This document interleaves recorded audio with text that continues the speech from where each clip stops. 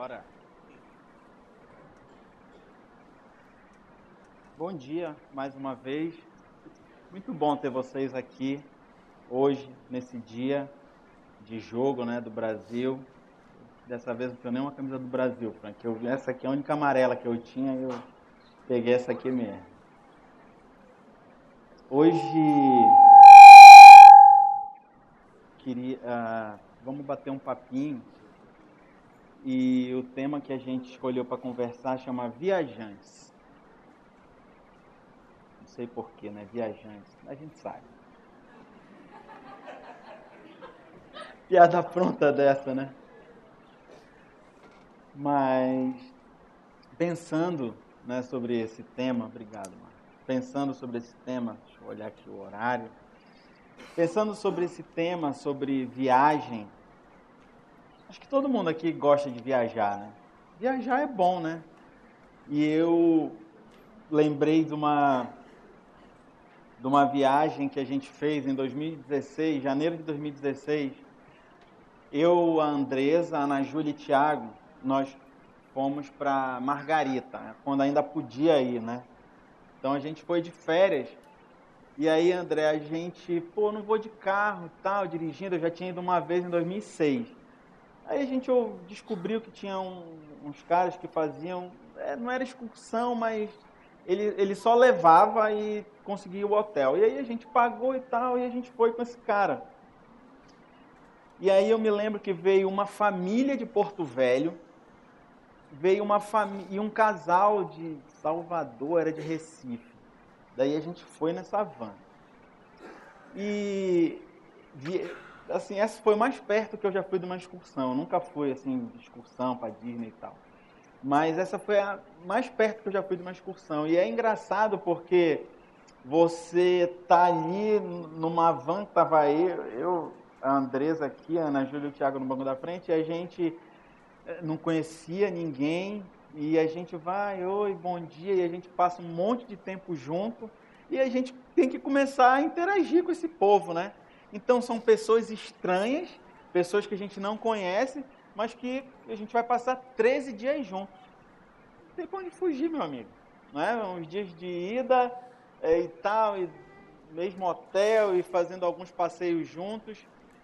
E a gente convive e tem algumas experiências muito boas, umas não tão boas, porque lá pelas tantas a gente começa a discordar de algumas coisas, os outros, o que estava combinado na programação, aí tem um que diz que não quer mais, ou aí tu já fala, então pega um táxi e vai para outro lugar, e o negócio já vai, né?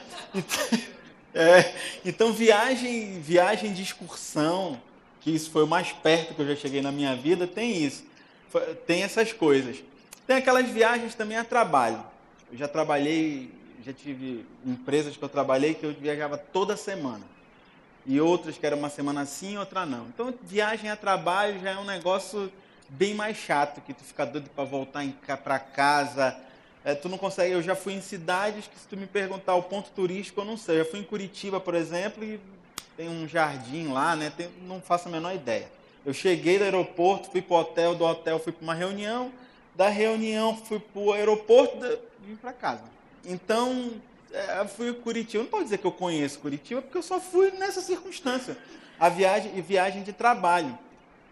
Então, em algum momento da nossa existência, a gente passa por ser um viajante. E quem nunca andou de avião aqui, talvez tenha tido aquelas experiências de passeio escolar, hein? Nunca? Zoológico? Ô, gente, nem passeio escolar, zoológico, no caso aqui em Manaus, SIGs. Gente, é muito legal. É muito legal, porque quando você... Não para o professor, os professores...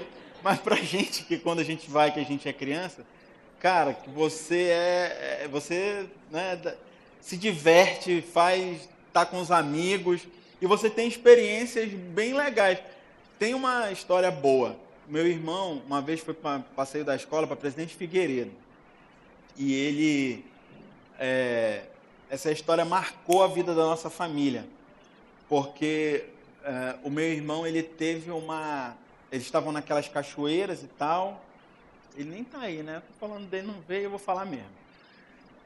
E aí ele teve uma crise de convulsão, bem na cachoeira, e um amigo dele puxou ele da água e salvou a vida do meu irmão.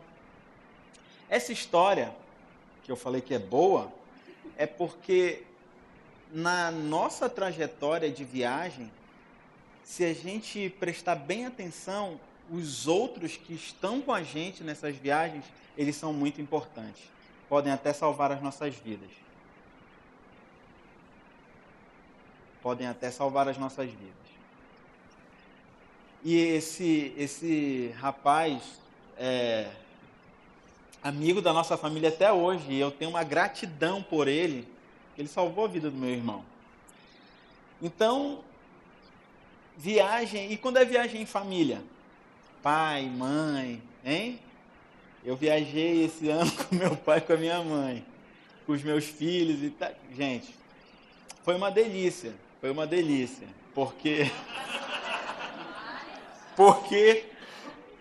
eu acho que agora, eu como adulto e sendo pai do Tiago, que vocês sabem que é uma bênção, então não tem mais como eu e o meu pai a gente se desentender por causa do Tiago, né? O Tiago equilibra tudo e a Ana Júlia botam tudo a bom termo, porque aí o avô com o neto pode tudo, né? Então nós passamos uns dias lá em viagem no Rio de Janeiro, que foi muito legal, e o meu pai e minha mãe, a Ana Cláudia estava também, foram momentos bem legais. Então essas viagens e essas situações, elas são legais. E como eu falei nessa viagem que eu fui para Margarita, que lá pelas tantas tinha uma dupla lá que começou a reclamar de tudo, que começou a implicar com tudo, e a gente observa que nessas viagens tem pessoas que destoam, né, seu Mário? Se destoam do que está combinado, do que está sendo planejado. Imagina que uma família vai de férias para Disney e lá o cara começa a reclamar, achar tudo ruim, e o cara está lá passeando com Mickey e está achando ruim, né? Pô, enquanto o cara não consegue passear aqui em Presidente Figueiredo. Então a gente tem pessoas que destoam mesmo nas coisas boas. Sempre tem alguém que vai reclamar, que vai achar ruim. E a gente, pensando nisso, a gente observa que são pessoas que têm imaturidade. Porque como é que você está num lugar bom, desfrutando do bom e do melhor, e o cara está reclamando? Pode, né? Mas e aí eu te pergunto, como lidar com essas pessoas? Como lidar com situações onde as outras pessoas mostram para a gente que são imaturas? E aí a gente percebe que maturidade, ela é uma coisa que a gente precisa em todos os lugares. A gente precisa de maturidade no casamento. A gente precisa de maturidade na fila do supermercado, quando o cara fura a fila, passa na nossa frente. Tem duas opções: ou você faz um barraco, ou você fala educadamente, ou então você deixa para lá. Ou a gente precisa de maturidade também no estacionamento, né, do shopping, quando o cara, tu tá ali esperando, meia hora, Márcio, o cara manobrar, o cara é ruim de roda, aí o outro espertalhão vem e para na tua vaga.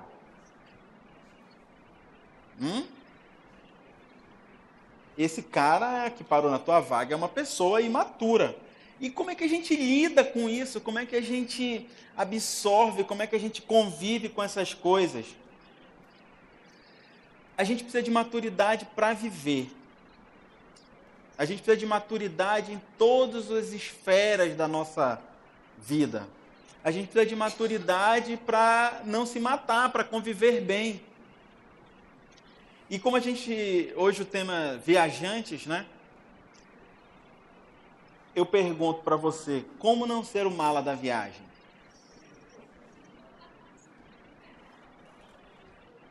Como não ser esse mala? Porque na maioria das vezes a gente acha que o outro é o mala. A gente sempre acha que o cara que atrasa tudo é o outro. A gente sempre acha que o cara que está atrapalhando, que está destoando, é o outro. Mas como eu, Paulo, não ser o mala da viagem? Como eu não ser esse cara que destoa? Muitas vezes, quando a gente pensa em viajantes que nós somos, ou como a nossa passagem humana, a gente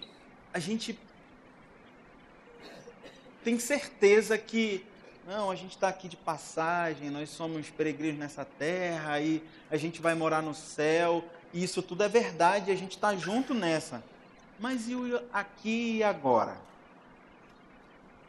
E agora, nós como comunidade, que nesse processo que a gente está passando, o nível de responsabilidade de todos nós subiu. A responsabilidade de todo mundo subiu. A necessidade de que cada um tome a sua posição nessa caminhada, ela é iminente, ela deixou de ser uma coisa que você ficava e agora, sabe, o gato subiu no telhado? Pois é. Acabou o tempo da gente, será que não é? É agora. E como é que a gente faz para viver bem aqui? Para não ser esse cara que destoa? Como é que a gente faz para ser maduro aqui na nossa comunidade de fé? Como é que a gente desenvolve isso? Será que tem uma fórmula? Acho que fórmula não tem, mas tem algumas orientações bíblicas bem claras e diretas para isso. E não se engane, sabe aquela hegemonia, aquela harmonia universal que as pessoas pregam e que todo mundo diz, um dia, imagine on the people, lembra? Não é? Sabe essa... Não acreditem que isso um dia vai acontecer se não acontecer primeiro aqui. O balizamento da sociedade, por mais que eles não saibam, o balizamento da sociedade é a comunidade de fé. Se nós, que temos o mesmo Deus, que temos as mesmas convicções, que temos a certeza de que estamos indo para o mesmo lugar, caminhando com o mesmo objetivo, nós não nos entendermos, como é que a gente quer que o Putin se entenda com o Trump? Não vão se entender. Se nem a gente se entende, como é que a gente quer que haja harmonia no mundo? Não vai haver. E quando a gente pensa em maturidade na comunidade de fé, maturidade espiritual, eu queria começar pelo texto de 1 Coríntios 3. Abra aí a sua Bíblia, 1 Coríntios 3, de 1 a 3.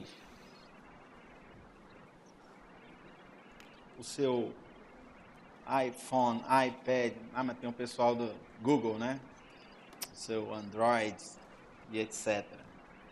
A gente vai projetar aí também. Se puder dar uma iluminada aqui, Rômulo, para o pessoal que trouxe a Bíblia, né? Dá uma moral para esse pessoal, se der. Acho que já está iluminado. Isso aí, valeu. Diz assim, 1 Coríntios 3, de 1 a 3. Irmãos, não pude falar a vocês como a espirituais, mas como a carnais, como a crianças em Cristo. Dei a vocês leite e não alimento sólido, pois vocês não estavam em condições de recebê-lo. De fato, vocês ainda não estão em condições, porque ainda são carnais. Porque visto que há inveja e divisão entre vocês, não estão sendo carnais e agindo como mundanos? E aqui, a primeira coisa que eu quero chamar a tua atenção é que quando Paulo diz carnais, esse carnais, o carnal aqui vem do grego, uma palavra grega chamada sarkikoi, que é a palavra usada para definir imaturidade. Olha que coisa incrível. E aí logo em seguida ele diz assim, como crianças em Cristo. Então, percebam que esse carnal aqui é a palavra para imaturidade, que também é a palavra usada para o desejo do eu. Então, olha só que coisa incrível.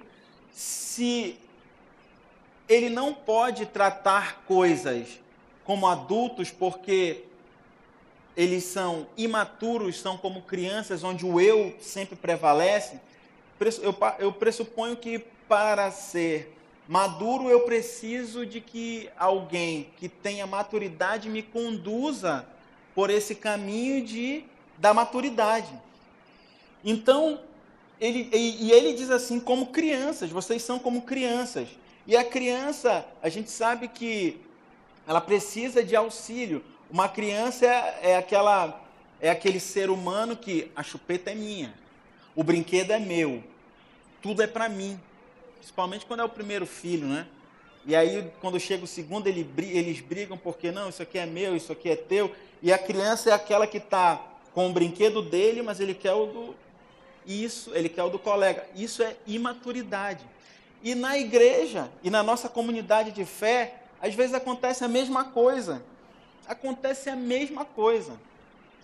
Então, para que a gente possa entender que esse contraponto de imaturidade com maturidade, com o nosso crescimento, com o nosso eu, é impressionante porque se nós estamos com Cristo e em Cristo na cruz, e aqui Paulo fala que é o nosso eu, o carnal, a nossa imaturidade está diretamente relacionada ao nosso eu. Imaturidade está diretamente relacionada ao nosso eu. Isso é uma coisa que a gente precisa ter muita atenção. E aqui, nesse texto, a gente usa para chamar a atenção daquilo que nós somos, do nível que nós estamos de maturidade, de como nós somos, de como nós fazemos e de como nós convivemos e de quanto nós somos imaturos e que muitas vezes Deus não pode tratar exatamente aquilo que Ele precisa com a gente porque a gente é imaturo. Mas aí lá em Efésios 2, ele começa a trazer luz sobre esse assunto e começa a trazer algumas orientações bem legais. E aqui eu preciso vender o meu peixe do Viva a Palavra, que é meu, na verdade é nosso, né? Porque a gente está estudando lá Efésios, então foi muito bênção, viu, professora Silvia?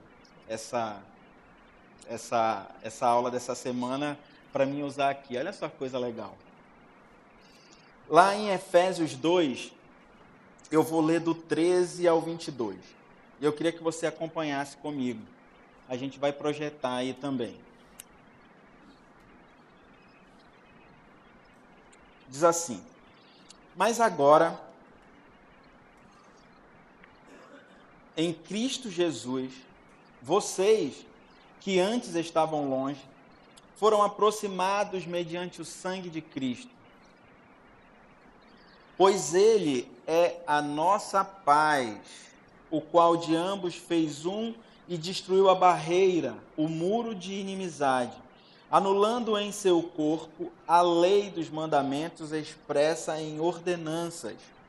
O objetivo dele era criar em si mesmo, dos dois, um novo homem, fazendo a paz e reconciliar com Deus os dois em um corpo, por meio da cruz, pela qual ele destruiu a inimizade. Ele veio e anunciou a paz a vocês que estavam longe e paz aos que estavam perto, pois por meio dele, tanto nós como vocês temos acesso ao Pai por um só Espírito. Portanto, vocês já não são estrangeiros e nem forasteiros, mas concidadãos dos santos e membros da família de Deus. Verso 19, de novo. Portanto, vocês não são estrangeiros e nem forasteiros, mas concidadãos dos santos e membros da família de Deus, edificados sobre o fundamento dos apóstolos e dos profetas, tendo Jesus Cristo como pedra angular, no qual todo edifício é ajustado e cresce para tornar-se um santuário, santo no Senhor. Nele, vocês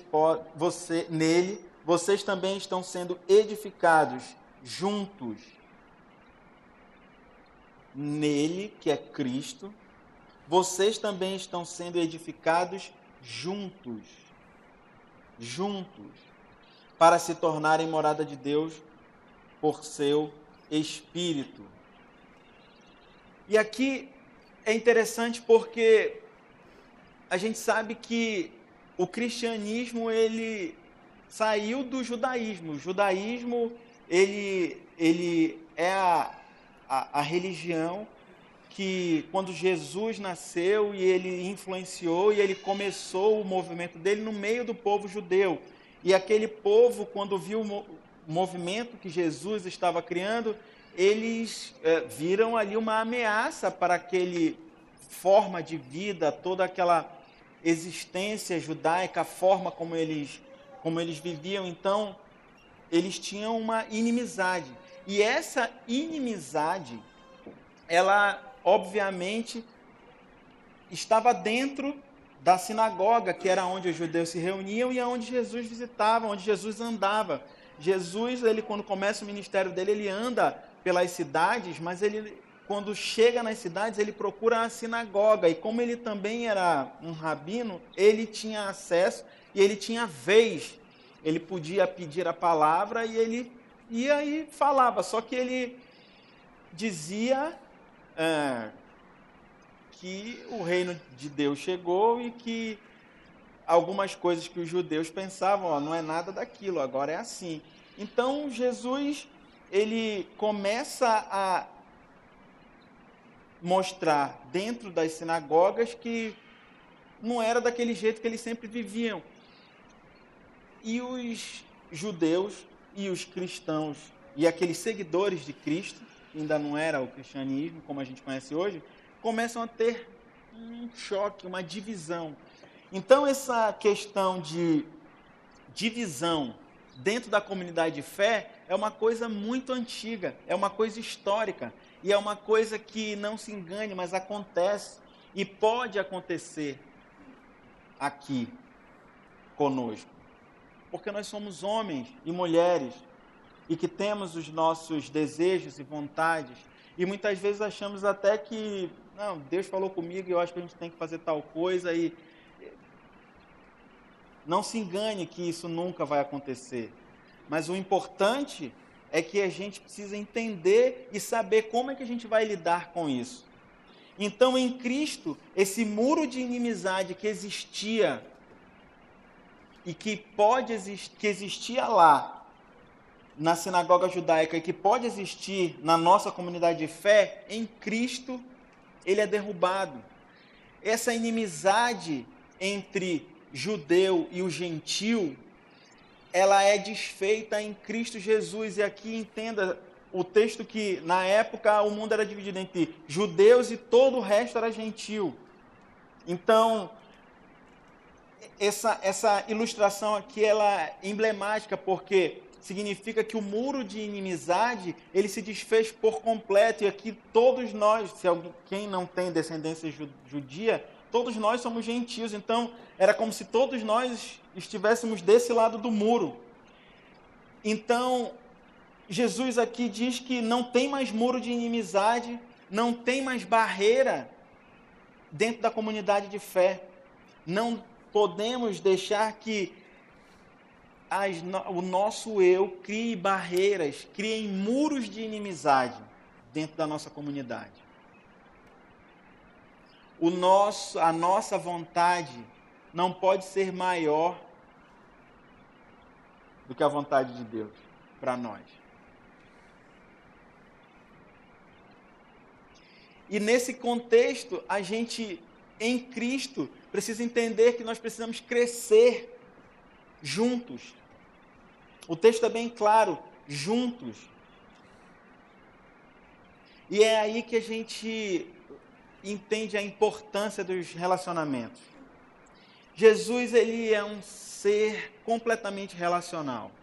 Jesus, ele veio aqui, passou pelo mundo e ele se relacionava com todos. Ele se preocupava em manter relacionamentos. E como é que nós, na nossa comunidade, não estamos abertos a nos relacionarmos? E aí, na prática, por que alguns de nós, a gente só chega a 11 horas? Por que a gente sai quando começa a última música? Isso aqui é muito pouco. Só estar aqui aos domingos e só... E aí, tudo bem? Opa, tudo bem? Isso não é relacionamento. Isso é educação. E é bom que a gente use. Não é? Cumprimente os outros. E é bom que use. Mas isso não é relacionamento. A comunidade de fé, o evangelho relacional de Jesus pressupõe que você e eu estejamos abertos a nos relacionarmos, que estejamos abertos a ter contato, a convidar as pessoas para estar junto, a convidar as pessoas para ir na sua casa, aceitar quando as pessoas convidar você para ir na casa delas e que vocês possam ter relacionamento. É esse contato, é essa relação comunitária é que vai fortalecer tudo aquilo que Jesus tem ensinado para a gente, tudo aquilo que a gente quer viver é baseado nos relacionamentos. O evangelho de Jesus é um evangelho relacional. Não tem como a gente querer ser uma comunidade de fé relacional se a gente não quer se relacionar com as pessoas, se nós não estamos abertos a novos relacionamentos na comunidade. Precisamos entender que os relacionamentos vão fazer com que nós sejamos a comunidade que nós queremos ser. Agora, não seja inocente. É claro que relacionamentos muitas vezes podem machucar. Claro. É claro que você pode se decepcionar com essas pessoas que eu estou aqui te incentivando a se relacionar. E é claro que essa não é a forma mais fácil de vida. É muito mais fácil eu ter um pé atrás ou dois. Opa, aqui eu protejo a minha vida, eu protejo o meu coração, do que eu dar 2 passos à frente e estar aberto a esses relacionamentos. É claro que é mais fácil isso, mas eu tenho certeza que não é a melhor forma. Simplesmente porque eu olho para a vida de Jesus e eu comparo, e é fácil de decidir. E Jesus é tão categórico que ele permitiu até um Judas lá no meio da equipe dele, para nos alertar e para nos ensinar. É claro que a gente vai se ferir, vai se decepcionar, mas não significa que eu tenho que me fechar para todos esses relacionamentos que vão me abençoar. Só que eu só vou saber quais vão ser esses relacionamentos quando eu me abrir a eles. E quando eu entender isso, e quando eu deixar que esse relacionamento flua dentro da comunidade.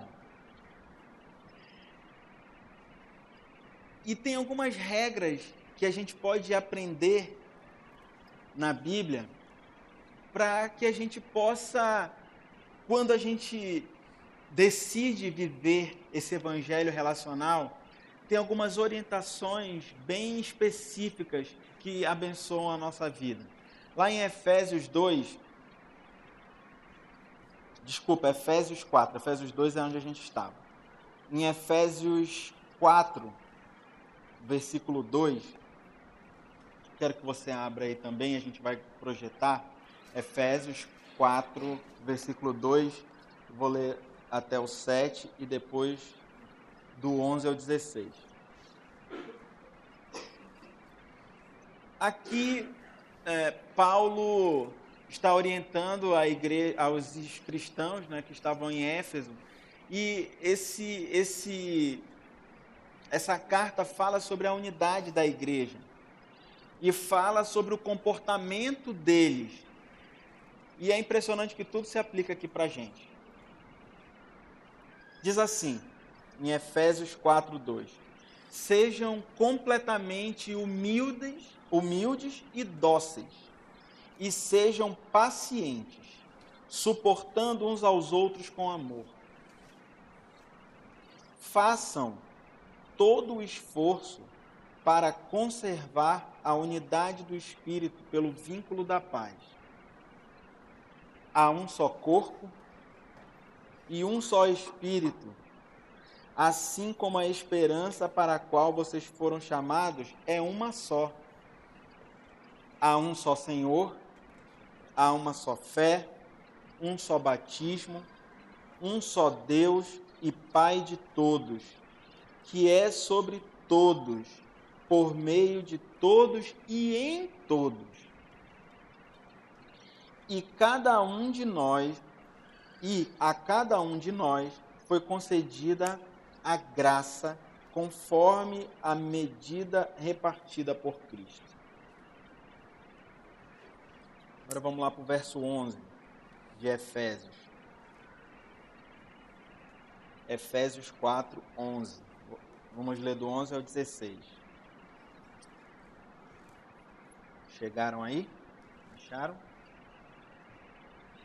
Diz assim: e ele designou alguns para apóstolos, outros para profetas, outros para evangelistas e outros para pastores e mestres, com o fim de preparar os santos para a obra do ministério, para que o corpo de Cristo seja edificado, até que todos alcancemos a unidade da fé e do conhecimento do Filho de Deus e cheguemos à maturidade, atingindo a medida da plenitude de Cristo. Cara, eu acho isso fantástico. O propósito é que não sejamos mais como crianças, que nem a gente leu lá em 1 Coríntios 3. Então, o propósito é que não sejamos mais como crianças, levadas de um lado para outro pelas ondas, nem jogados para cá e para lá por todo o vento de doutrina e pela astúcia e esperteza de homens que induzem ao erro. Antes, seguindo a verdade em amor. Muitas vezes a gente segue a verdade,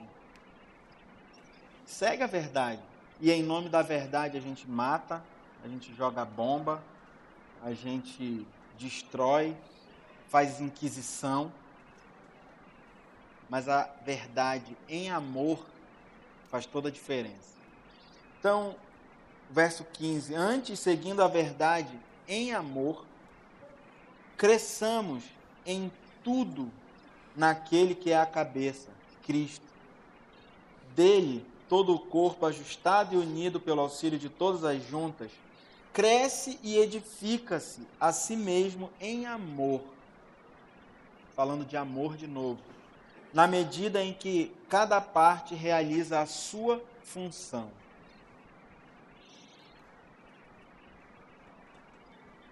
A gente precisa entender que nós somos proativos no processo da unidade da comunidade. A gente só vai ter unidade, a unidade que a gente sonha, nós só seremos essa comunidade, se a gente entender que precisa de uma ação nossa. Você tem que atuar para que algo aconteça. Você tem que atuar para que a unidade da comunidade aconteça, precisa de uma atuação sua, precisa da sua proatividade. Você precisa entender que você precisa ser uma plataforma de amor para o seu próximo, para aquele que está do seu lado. Você tem essa responsabilidade. Esse suportando não é que você, eu aturo. Não, é que você vai dar suporte. Você vai ser uma plataforma de crescimento para o outro. Você vai ser proativo. Você vai buscar, você vai atuar, você vai agir em favor de. Isso depende de cada um de nós. Depende da nossa atuação, depende da nossa ação. E quando a gente vive em comunidade, a gente também precisa entender que tem um esforço. Demanda abrir mão. Tem um esforço, tem uma ação nossa e tem atitude nossa e tem um preço de amor que a gente investe nesse relacionamento. Quando a gente quer viver em comunidade e a gente entende que a gente precisa agir, que a gente precisa buscar isso ativamente, e a gente entende que o nosso eu, a nossa carne, tudo aquilo que são as minhas vontades, precisam ser diminuídas para que a vontade do todo seja exposta e seja feita. Isso é um sinal de maturidade. E a maturidade, ela é definida quando a gente consegue entender que nem sempre a minha vontade é a que vai ser feita. A criança de 1 ano, ela não entende que esse brinquedo é dela e esse aqui não é dela, é do colega. Ela quer o do colega. E ela não entende, aí ela chora, ela grita, aí o pai tem que pegar no colo. Filho, esse brinquedo é do outro, não é seu. E ele não quer lhe dar, porque ele está brincando. Isso é maturidade. E maturidade não tem nada a ver com a idade dentro da igreja, com o tempo de casa dentro da igreja. Às vezes a pessoa acha que só porque o fulano tem 30 anos de crente, ele é maduro. Tem 30 anos que o Paulo anda na igreja, então ele é maduro. Nem sempre. Nem sempre. A maturidade, ela aparece com os frutos. E pode ser uma pessoa que acabou de chegar e já teve o entendimento e mostra a maturidade. Enquanto outros que estão há um tempão e não conseguem ter o entendimento e não mostram maturidade. E aí, como a gente leu lá em 1 Coríntios 3, causam inveja, porque, poxa, o outro faz tal coisa, eu também queria fazer, aí o outro faz isso, eu também queria fazer, e aí ele, com inveja, causa divisão e causa briga, e ele não entende que o que Deus tem para ele fazer é muito importante também, e é necessário, e para que a nossa comunidade tenha saúde, todos nós temos que demonstrar maturidade. Todos nós temos que entender que cada um tem uma parte que é muito importante. Cada um tem o seu papel. E que a gente tem que buscar ativamente qual é esse nosso papel, entendendo o contexto de comunidade. Entendendo que, peraí, será que sou eu que estou destoando? Porque a nossa natureza sempre vai olhar para o outro como destoando. E aí aqui, Paulo em Efésios é bem claro, é um só corpo, é um só Espírito, é um só Deus e Pai de todos, que espera que todos nós sejamos como Deus, Pai, Filho e Espírito Santo. É isso que Deus espera. É que a nossa unidade seja como a unidade dele. Como, já pensou se o Espírito Santo tivesse inveja de Jesus, porque não, tu vai lá, eu também quero ir, tá? É uma coisa que não faz nem sentido. Não faz sentido nós não nos entendermos, nós não convivermos bem. Não faz sentido. E é isso que Deus espera de nós, que nós tenhamos unidade, que nós possamos nos entender, que nós possamos viver um evangelho relacional e termos uma comunidade que se relaciona com saúde, com maturidade. E como diz lá em Efésios 5:21,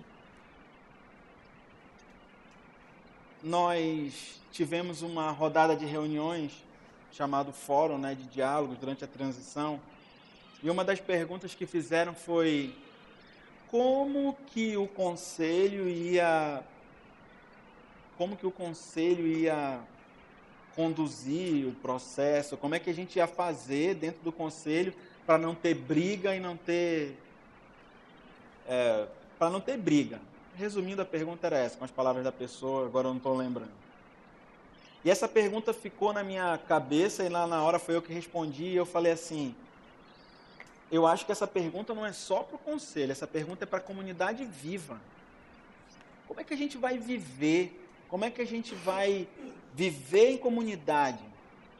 E a minha resposta é essa. Cada um buscando a maturidade. Nós só seremos uma comunidade madura quando cada um buscar maturidade. Quando cada um olhar para essa direção e andar nessa direção. Porque a maturidade coletiva só vai existir se nós individualmente estivermos nesse caminho. E em Efésios 5:21, vamos colocar, diz bem assim, sujeitem-se uns aos outros por temor a Cristo. E aí, preste atenção no que eu vou te dizer agora. A nossa unidade como comunidade depende da sua atitude e da minha atitude de sujeição para com o outro.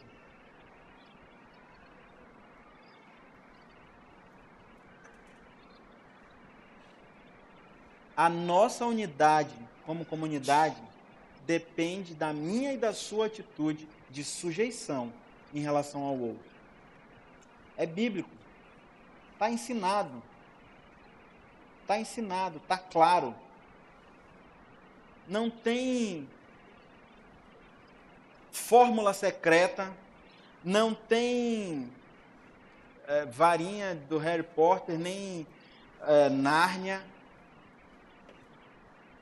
Ou a gente entende que a gente precisa ser dócil, amar, caminhar, acolher. Mas aí é engraçado porque eu quero viver isso numa comunidade e eu não faço isso. Então quem é que tem que fazer? Quem é que vai fazer? Se você quer ter uma comunidade assim, e você não é assim, e você não acolhe ninguém, e você não conversa com ninguém, só teremos essa comunidade se você fizer a sua parte. Se você se sujeitar, e quando eu digo sujeitar, e eu digo, olha, vamos lá na minha casa hoje tomar um café, eu estou me sujeitando àquela pessoa, porque eu estou levando ele lá comigo. Eu estou me sujeitando não, poderia ficar em casa sozinho, vendo o jogo, mas eu prefiro... Isso é uma forma de sujeição. Me sujeitar à vontade do outro, à necessidade do outro, agir de acordo com o que ele precisa, e não com o que eu quero fazer. Não, mas na minha casa eu não gosto.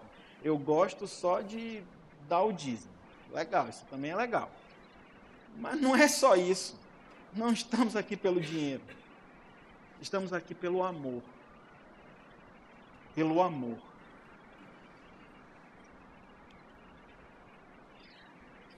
Agora imagine comigo, se nós tivéssemos uma comunidade onde existissem relacionamentos reais. Onde as pessoas são ajudadas umas pelas outras com amor. Imagine se eu, entendendo a importância de uma comunidade onde as pessoas e os seus dons são manifestos sempre para o benefício do outro. Imagina uma comunidade madura onde as pessoas entendem que o meu eu não pode ser maior que a sujeição aos outros. Imagina o impacto que essa comunidade causaria numa comunidade, numa cidade, num país. Você consegue imaginar isso? Você consegue imaginar uma comunidade onde verdadeiramente os relacionamentos, onde as pessoas são mais importantes do que as coisas? Onde a sujeição ao outro, ela fala mais alto, aonde o acolhimento e o amor é mais importante do que o dinheiro. Você consegue imaginar uma comunidade assim? Para você viver uma comunidade assim, depende de você. Depende de mim. Depende da nossa atitude.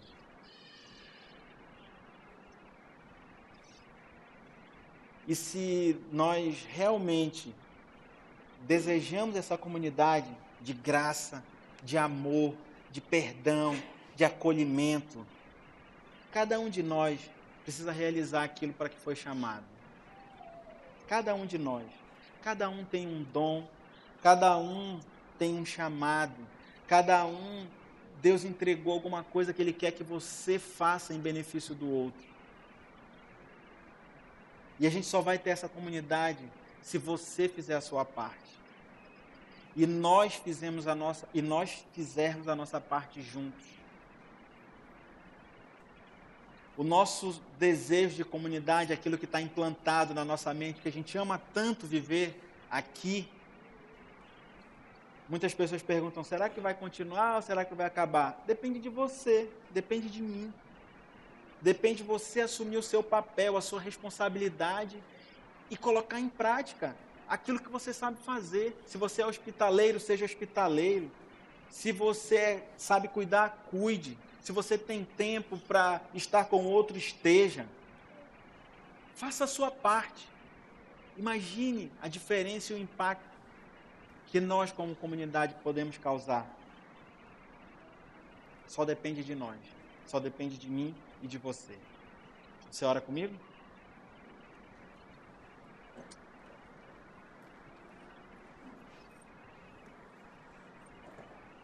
Pai, nós reconhecemos que precisamos de Ti.